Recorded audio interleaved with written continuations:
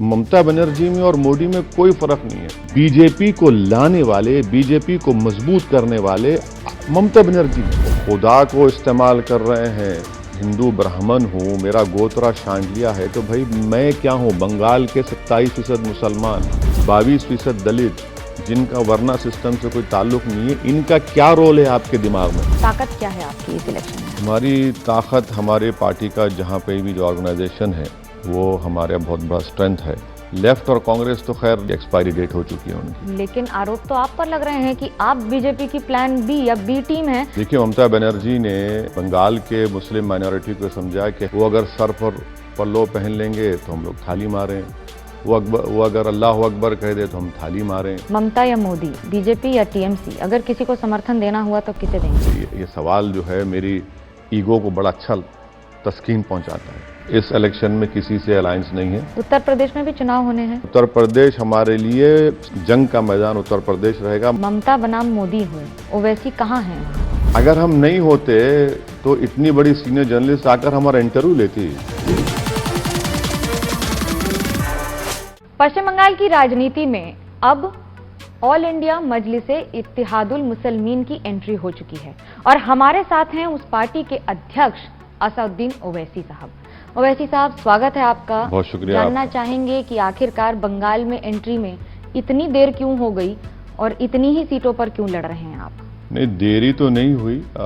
हम लोगों ने काफ़ी इस पर सोचा और गुफ्तगू की और हम लोगों ने फैसला लिया, क्योंकि हम पहली मर्तबा लड़ रहे हैं तो इसलिए हम लोग 6 असेंबली कॉन्स्टिट्यूंसी से यहाँ पर इलेक्शन लड़ेंगे। और वैसे भी ये तो फर्स्ट 2-3 फेज़ में था ही नहीं, तो इसलिए हम लोगों को थोड़ा अपने कैंडिडेट सिलेक्शन में, इन तमाम चीज़ों में हमको थोड़ी देरी हुई। बंगाल में शुरुआत में आपने मुलाकात की अब्बास सिद्दीकी से, फुरफुरा शरीफ भी गए, मोह भंग क्यों हो गया? 3 जनवरी 2021 को मैं अब्बास सिद्दीकी साहब से मिलने फुरफुरा शरीफ गया था। अब मैं इस पर इतना ही कहूँगा कि और ज़्यादा नहीं कह सकता। अब हमारा इस इलेक्शन में किसी से अलायंस नहीं है। हम अपनी ताकत पर, अपने बलबूते पर, अपने कॉन्फिडेंस पर, अल्लाह के भरोसे पे इस इलेक्शन में हम लड़ रहे हैं। आपने कहा आप अपनी ताकत पर लड़ेंगे। ताकत क्या है आपकी इस इलेक्शन में? हमारी ताकत, हमारे पार्टी का जहाँ पे भी जो ऑर्गेनाइजेशन है वो हमारा बहुत बड़ा स्ट्रेंथ है। और हमारी ताकत ये भी है कि आज बंगाल में जो आवाम में एक बेदारी पैदा हुई है कि वो तंग आ चुके हैं टीएमसी से और बीजेपी से। लेफ्ट और कांग्रेस तो खैर, जिसको हम कहते हैं अंग्रेजी मेडिकल टर्मिनोलॉजी में, कि एक्सपायरी डेट हो चुकी है उनकी। इन लोगों के टीएमसी का क्रॉस अपॉर्चुनिज्म, बीजेपी का कम्युनलिज्म, ये भी हमारे लिए एक बहुत बड़ी ताकत बनेगी। ये हमारा मानना है। आईएसएफ ने तो मुस्लिम कैंडिडेट्स भी दिए, हिंदू कैंडिडेट्स भी दिए। मीम ने जितने भी नाम दिए 6 के 6 सब मुसलमान। तो क्या धर्म के आधार पर लड़ेगी? नहीं, ऐसा कुछ नहीं है। हम तो सबसे अपील कर रहे हैं कि हर समाज के, हर तबके के, हर मजहब के मानने वालों को वोट देना है ताकि हमारी पार्टी की कामयाबी मिल सके। ममता बनर्जी या नरेंद्र मोदी की तरह हम इंक्लूसिव पॉलिटिक्स पे भरोसा नहीं करते। जैसा कि ममता बनर्जी ने कह दिया कि मैं ब्राह्मण हूँ, हिंदू ब्राह्मण हूँ, फिर कह दिया कि मैं शांडिलिया हूँ। नरेंद्र मोदी कहते हैं कि मैं हिंदू नेशनलिस्ट हूँ। तो ये बड़ा एक्सक्लूसिव है इनका, ये इंक्लूसिव नहीं है इनकी पॉलिटिक्स। ममता बनर्जी ने तो ये भी कहा है कि सारे मुसलमान एक हों और एक होकर वोट करें, एक पार्टी को, एक दल को वोट करें। कैसे देखते हैं आप? देखिए, ममता बनर्जी ने बंगाल के मुस्लिम माइनॉरिटी को समझा कि हम लोग एक नुक्कड़ पर एक नाटक हो रहा है और हम ऑडियंस हैं। वो अगर सर पर पल्लो पहन लेंगे तो हम लोग थाली मारें, वो अगर अल्लाह अकबर कह दे तो हम थाली मारें। और ममता बनर्जी का इस तरह का स्टेटमेंट देना कि पूरे माइनॉरिटीज़ मिलकर यूनाइटेडली हमको वोट दें, वो सिर्फ हमको वोटर समझती हैं, वो हमको इंसान नहीं समझती। वो हमारे डेवलपमेंट के ऊपर बात नहीं करना चाहती, वो हमारे पर कैपिटा इनकम पे बढ़ाने की बात नहीं करना चाहती, वो गवर्नमेंट एम्प्लॉयमेंट में इम्प्रूवमेंट की बात नहीं करना चाहती। तो ममता बनर्जी का ये बयान बंगाल के वोटर्स के लिए बड़ा अच्छा है कि उन्होंने एक्सपोज कर दिया अपने आप को कि भाई यूनाइटेड लिया, भाई आप कहते हैं कि ये मुसलमान गाय है, कभी दूध भी देती लात भी मारती। अरे भाई आप हमको इंसान कब समझे? आप तो एक ड्रामा कर रहे हैं। अच्छा, जब गाय समझते हैं तो दूध भी आप पी रहे हैं, मलाई भी आप खा ले रहे हैं और मिष्टी दोई भी आप लेके चले आ रहे हैं। तो है क्या फिर? अगर सोशल एजुकेशनल पैरामीटर्स को आप देखेंगे तो आपने कुछ नहीं किया। आपने अपने मैनिफेस्टो में लफ्ज़ मुस्लिम को लिखने से डर होता है आपको। आपने रिपोर्ट कार्ड में आप यही नहीं बता पाते कि कितने स्कूल आपने खोले, कितने अस्पताल आपने खोले, कितने पानी के वाटर कनेक्शन कितने दिए, सीवरेज लाइन चाहे ओपन हो या क्लोज हो आपने कितने दिए, कुछ नहीं। आप बोलते हैं यूनाइटेडली वोट दो और डराते हैं। तो ये डर के ऊपर वोट क्यों देंगे आप? हम तो कह रहे हैं कि उम्मीद के ऊपर आप वोट दीजिए हमको। बंगाल में टीएमसी और आईएसएफ दोनों उम्मीदवारों के बीच में मारपीट हुई है, तो क्या हम ये कहें कि मुस्लिम वोट को बांटने की या बंटवारा करने की कोशिश हो रही है जिससे एक दल को फायदा हो? नहीं, मारने की बात जब आप कर रहे हैं तो आसनसोल में हमारे दानिश को मारा गया टीएमसी के लोगों ने, उसको पीट दिया बाज़ाब्ता। इलेक्शन से पहले हमारे कम से कम 50 से ज़्यादा हमारे पार्टी के मेंबर्स को झूठे मुकदमे लगाकर, नारकोटिक्स के झूठे मुकदमे लगाकर उनको एक नहीं दो मरतबा जेल में डाला गया। कई हमारे पार्टी के जो वर्कर्स के बीड़ी के कारोबार थे उसको सील कर दिया गया। तो वायलेंस तो ममता बनर्जी के पॉलिटिकल जर्नी का एक बहुत बड़ा हिस्सा रहा है। वो खुद उस पर बिलीव करती हैं और खामोश हो जाती हैं जब उनके लोग उनके इशारे पर हरकत करती हैं, क्योंकि वो ये चाहती हैं कि अपना इमेज जो है वो बड़ा साफ सुथरा नजर आए। मगर ग्राउंड पर तो वो बराबर वायलेंस करती हैं, उनके लोग वायलेंस करते हैं। दीदी तो आजकल लगातार चंडी पाठ कर रही हैं, मंत्रोच्चारण कर रही हैं। हाँ, तो ये भी इनका रूप है कि देखिए, अगर चंडी पाठ आप पढ़ रहे हैं, अगर आप कह रहे हैं कि मैं हिंदू ब्राह्मण हूँ, मेरा गोत्रा शांडिलिया है, तो भाई मैं क्या हूँ? बंगाल के 27% मुसलमान, 22% दलित, जिनका वर्ना सिस्टम से कोई ताल्लुक नहीं है, इनका क्या रोल है आपके दिमाग में? इनको कैसे समझते हैं आप इनको? इसका मतलब ये है कि आप इनको हकीर समझते हैं, इनको कमजोर समझते हैं, इनको अपने से नीचा समझते हैं आप। अगर आप मुख्यमंत्री हैं बंगाल की और आप इस तरह की सोच रखते हैं कि मैं ब्राह्मण हूं, मेरा गोत्रा शांडिलिया है, तो भाई जो वर्ना सिस्टम में नहीं आते वो क्या कमतर हैं? वो क्या अनटचेबल हैं?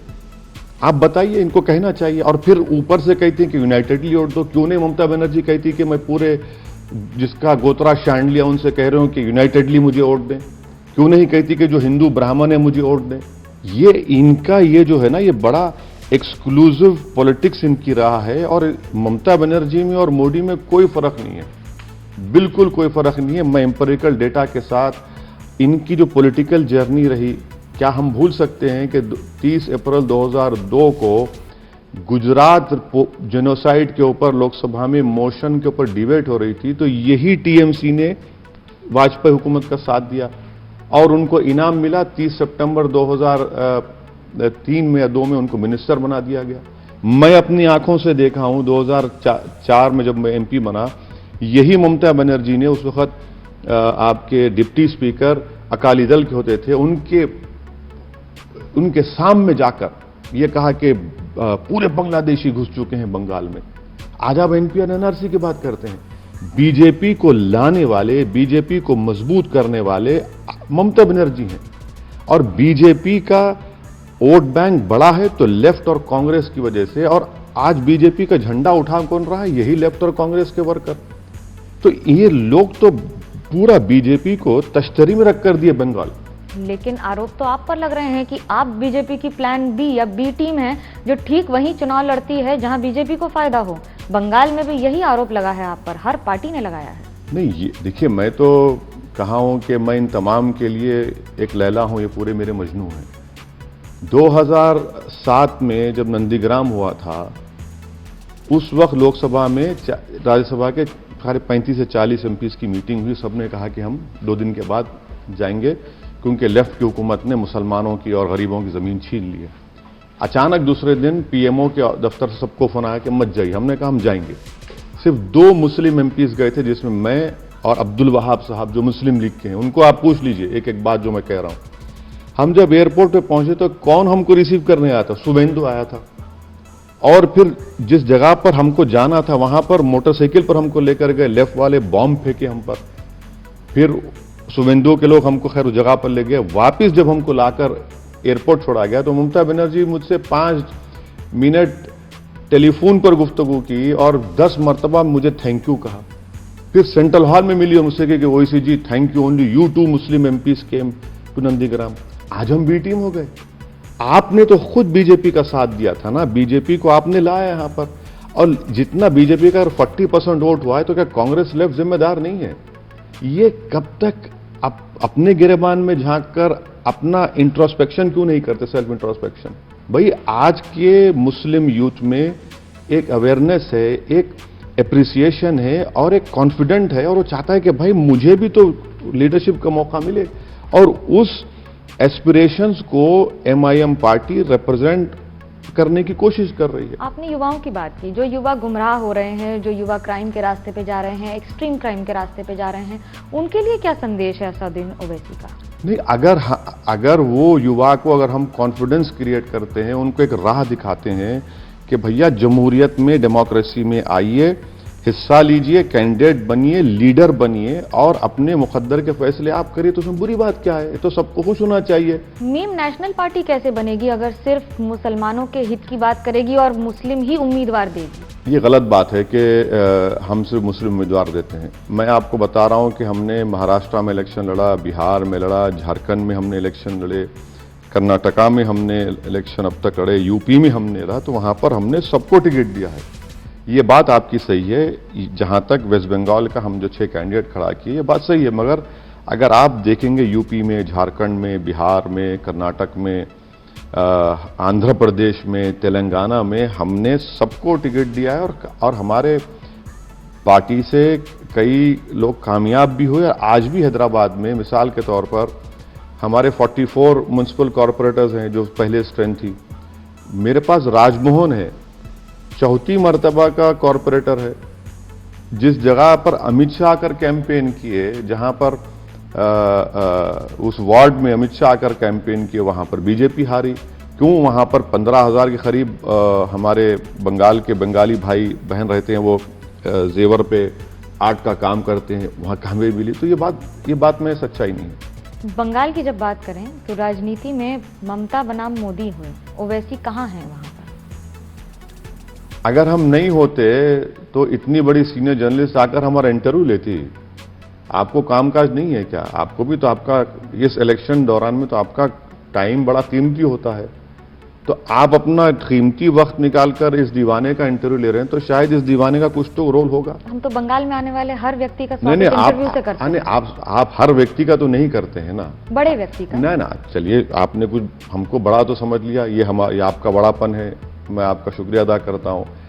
यकीनन मैं समझता हूं कि बंगाल की राजनीति में मजलिस का एक बहुत बड़ा रोल रहेगा, बहुत बड़ी पॉलिटिकल स्पेस है और वैक्यूम है, जो वैक्यूम ममता बनर्जी अपने इस किस्म के वाहियात अनाप शनाप बयानात से खो रही हैं दिन ब दिन, और जो कम्युनलिज्म बढ़ रहा है और कांग्रेस और लेफ्ट पर इनके किसी को भरोसा ही नहीं करता इनके ऊपर, तो यकीनन हमारे को ये स्पेस है, ये वैक्यूम है, हम इसको पूरा करने की पूरी कोशिश करेंगे। राम बनाम दुर्गा जो लड़ाई हो रही है, उसको कैसे देखते हैं, और क्या फुरफुरा शरीफ के साथ जाने से आपका इम्पैक्ट बंगाल में अलग होता? देखिए, मेरा मानना यह है कि अगर आप खुदा को इस्तेमाल कर रहे हैं या भगवान को या दुर्गा को वोट हासिल करने के लिए, तो फिर ये मुल्क आज नहीं तो कल एक थियोरेटिक कंट्री बन जाएगा। अरे भाई, ये सरजमीन जहां से नेताजी सुभाष चंद्र बोस निकले, आप वहां पर गोत्रा कह रहे हैं, आप वहां पर बीजेपी इस तरह का नाम ले रही है। क्या आप उनको खराज अकीदत पेश कर रहे हैं? ठीक है, हम गंदे हैं, हम खराब हैं, छोड़िए। आप अगर बड़े हैं, अच्छे हैं, तो कम से कम दिखावे के तौर पर तो मत करिए। अंदर करते आप लोग 70 साल से तो अंदर करते आए, मगर आज आपको जो आपके दिल में बात छुपी हुई थी वो जबान पे आपको लाना पड़ा। जब बात हो रही है बंगाल की, ममता या मोदी, बीजेपी या टीएमसी, अगर किसी को समर्थन देना हुआ तो किसे देंगे?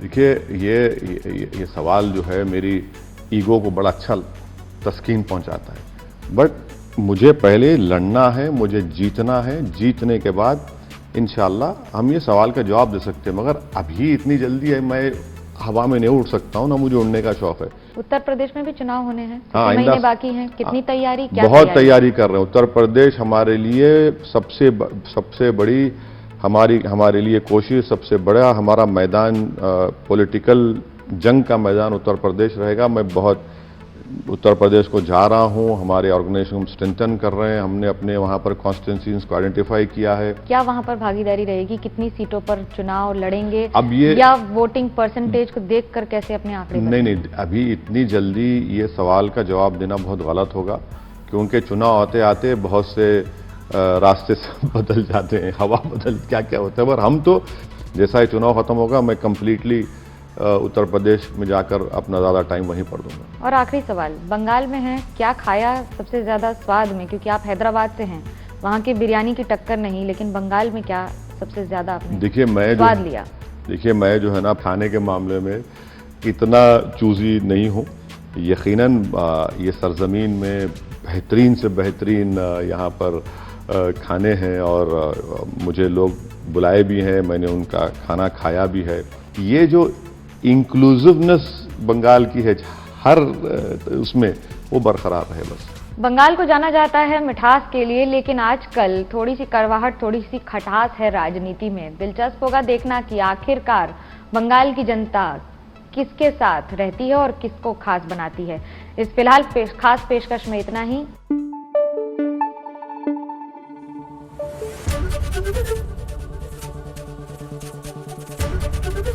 एबीपी न्यूज आपको रखे आगे।